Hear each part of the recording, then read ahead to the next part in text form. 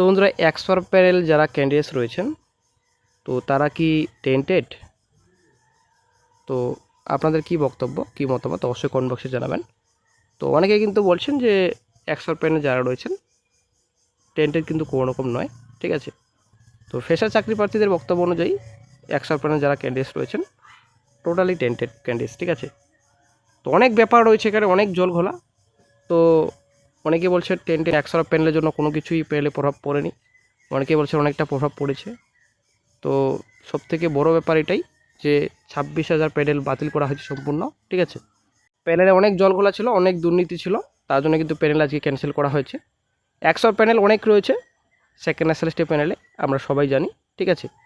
তো যেহেতু অনেক 100 প্যানেল ক্যান্ডিডেটস রয়েছে, তো সেই মতো কিন্তু মামলাও দায়ের করা হয়েছে কলকাতা সুপ্রিম কোর্টে। একটা এমএ ফাইল করা হয়েছে, আপনারা অনেক শিখতে পাচ্ছেন। এই এমএ নিয়ে কিন্তু এর আগেও আলোচনা হয়েছে এবং নতুন করে কিন্তু আই ফাইল করা হয়েছে, ঠিক আছে।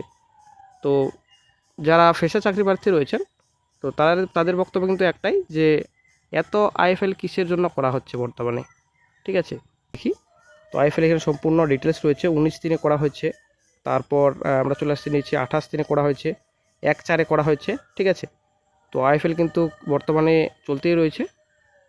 তো রিসেন্ট যেটা আইএফএল করা হয়েছে, ডকুমেন্ট নাম্বার এখানে দেওয়া রয়েছে 99737/26। এখানে ডকুমেন্ট টাইপ রয়েছে, তারপর ফেল্ড বাই এখানে নাম রয়েছে, ফেলেন ডেট রয়েছে এখানে 1/4/26 রয়েছে, এখানে 4:12 বিকেলের দিকে, ঠিক আছে। এন্টার বাই এখানে রয়েছে, এখানে নাম রয়েছে 1/4/26। তবে বন্ধুরা একটা জিনিস, তো অবশ্যই কিন্তু এটা জানানো দরকার, যেমন এটা হাইকোর্টেও জানানো হয়েছিল যে 70-70 পেয়েও কিন্তু কাট অফ ক্লিয়ার করতে পারেনি অনেক ফ্রেশার এমন রয়েছেন। তো এই ব্যাপারটি কিন্তু অবশ্যই জানানো উচিত সুপ্রিম কোর্টেও, ঠিক আছে।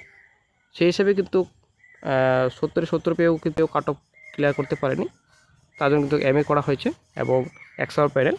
তো অবশ্যই জানানো উচিত সুপ্রিম কোর্টকেও যে এমন বর্তমানে পরিস্থিতি দাঁড়িয়েছে, ফ্রেশার চাকরি প্রার্থীরা যতটুকু নাম্বার রয়েছে সম্পূর্ণ নাম্বার তুলেও কিন্তু কোয়ালিফাই করতে পারেনি নেক্সট স্টেপের জন্য। তো অবশ্যই কিন্তু একটা খারাপ ব্যাপার এই বিষয়ে। তো অবশ্যই সুপ্রিম কোর্টকেও এই বিষয়েও অবগত করা উচিত। তো তারপর সুপ্রিম কোর্ট কী ডিসিশন নেবেন সেটা সুপ্রিম কোর্টের ব্যাপার, তবে ফ্রেশার চাকরি প্রার্থীদের বক্তব্য অনুযায়ী অবশ্যই জানানো উচিত, সেই হিসেবে কিন্তু এমএ করা হয়েছে।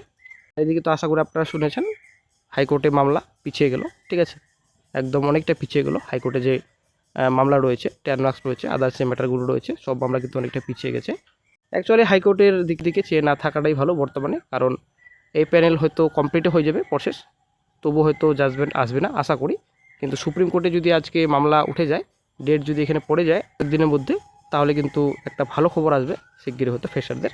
10 মার্কস এবং এখানে আপনাদের কাউন্সেলিংয়ের মামলা 30/6/26, 1/7/26 এবং 2/7/26।